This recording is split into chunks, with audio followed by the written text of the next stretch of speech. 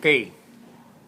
Ito yung last video ko na malago na. Yung kung isa album ko na malago na siya. Ito yung Bolave na ginrap ng Tugas, no? So, ito yung grafted na siya. Almost lahat naman nabuhay. So, ito na siya ngayon, no? So, i-document natin yung development niya. So, palagi ko sinasabi sa inyo, observe and examine. So, bago natin siyang galawin, observe muna and examine. So, papaikutin natin siya, no?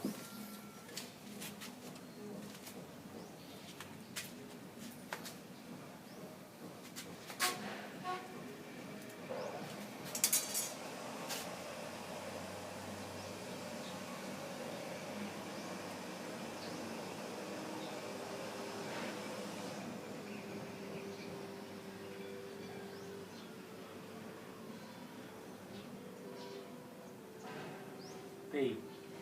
Itong parting to, pinag-iisipan ko kung pwedeng gawing front, no? Kasi buo siya maganda, may sayaw, saka ito pa. So kung mapapansin nyo rin, ito yung mga hindi tumuloy na graph. So ilan lang, so 1, 2, 3, 4, 5. 5 lang ang hindi tumuloy. Karamihan tumuloy na. Okay, ikot pa, ikot. Ang kagandaan nito, meron siya mga bagong tubo. Ito yung mga hindi pa grafted ito mga ito eh. Ito hindi pa grafted ito, no? Pero malakas siya. Ito naman, mga ugat na ginraft ko, sinubukan ko i-graft, tumubo naman, tumubo. So, okay siya, no? So, pwede siyang i-graft. Ito ugat din siya. Ang kagandahan sa kanya, buhay.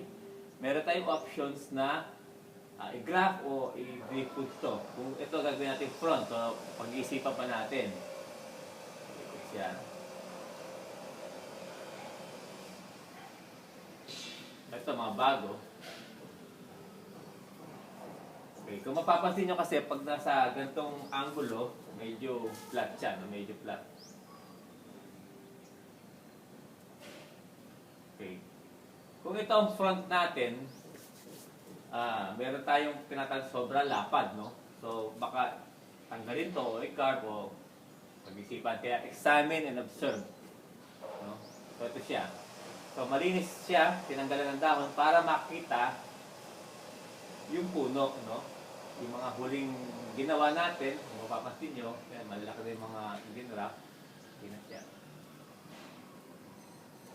So, bago galawin, obserbahan muna at pag-aralan. Yan ang palaging pinapayo.